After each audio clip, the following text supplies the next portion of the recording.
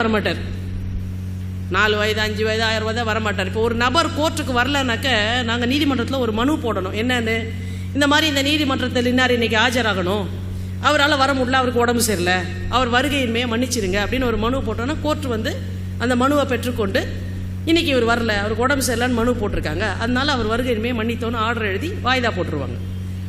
ஒரு 3 வயதா 4 வயதா பார்ப்போம், தொடர்பு கொள்ளணும்னு முயற்சி பண்ணாலும் தொடர்பில் வரமாட்டார். அவர் கவலை என்னன்னா ஃபீஸ் கொடுக்கணும், நம்ம எதுக்கு போனோம் வக்கீல்கிட்ட, அப்புறம் வரும்போது பார்த்துக்கலான்ட்டு வரமாட்டார். எங்களுக்கு என்ன பயம்னாக்க இவர் வரவே இல்லை, தொடர்புலையும் இல்லை, வேற ஏதாவது குற்றம் பண்ணி உள்ளே போயிட்டாரோன்னு எங்கள் பயம். அதனால் என்ன பண்ணுவோம், ஒரு 4 வயதாக்கு அப்புறம் இல்லை விட்டுடு, ஒரு தடவை மனு போடாத, அவர் வந்த அப்புறம் உண்மையை தெரிஞ்சுக்கிட்டு மனு போடலான்னு சொல்லி விட்டுடுவோம். சரி, மனு போடாமல் விட்டிங்கன்னா என்ன ஆகும்னு கேட்டிங்கன்னா வாரண்ட் போட்டுருவாங்க, பிடி வாரண்ட் போட்டுருவாங்க அவங்களுக்கு. இந்த வாரண்ட் போட்ட உடனே என்ன பண்ணுவோம், போலீஸ் உங்களுக்கு தெரியும், மாத கடைசியில் வாரண்ட் போட்டால் அவருக்கு ரொம்ப குஷி ஆகிடும், ஏன்னா அது ஒரு வருமானம் அவருக்கு. நேராக வாரண்ட் எடுத்துகிட்டு அந்த குற்றவாளி இருக்கக்கூடிய இடத்துக்கு போயிடுவார். இப்போ அது வரைக்கும் அவன் நம்மளை சந்திக்கவே மாட்டான். என்றைக்கு வாரண்ட் போட்டாங்களோ அன்றைக்கி அவனுக்கு நல்லா தெரியும், இன்றைக்கி வாரண்ட் போட்டாங்க நம்ம போ, ஏன்னா அவன் ஆளை வச்சு பார்த்துட்டு இருப்பான், வாரண்ட் போடுறாங்களா நம்ம மேலே, வக்கீல் கரெக்டாக கோர்ட்டுக்கு போகிறாங்களாலாம் அவன் நம்மளை வாட்ச் பண்ணுவான், சிஐடி மாதிரி. வாரண்ட் போட்டாங்கன்னு தெரிஞ்ச உடனே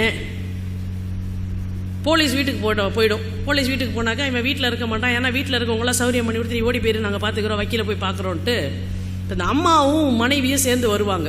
அந்த மாதிரி துரதிருஷ்டவசமான சூழ்நிலையில் இருக்கக்கூடியவர்கள் குடும்பத்தில் இருக்காங்க.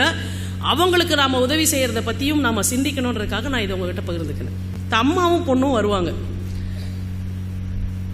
வந்துட்டு எங்கள் ஆஃபீஸுக்கு வந்து உட்காந்துருப்பாங்க, ஜூனியர்ஸ் இருப்பாங்க ஆஃபீஸில். அவங்க சொல்லுவாங்க, மேம் இந்த ரவி வீட்டிலேருந்து அவங்க ஒய்ஃபும் மதரும் வந்திருக்காங்க, ரவி வந்திருக்கானா, ரவி வந்திருக்கான் போல் இருக்கு, கீழே இருக்கான், ரவி வந்து மேலே வரல, சரி பார்க்கலாம் விடுங்க பார்க்கலாம் அப்படின்னு சொல்லிட்டு உட்கார வச்சிடுறேன்.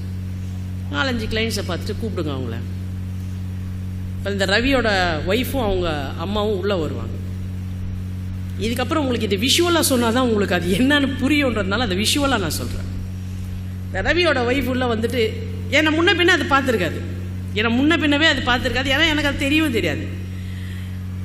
பார்த்த உடனே ஐயா சொன்னார், நம்ம இந்த அம்மா அக்கா சகோதரன் சகோதரி இந்த வார்த்தைகளெல்லாம் நம்மளை எப்படி வந்து நம்மளை பாதிக்குது அப்படின்னு பாருங்க.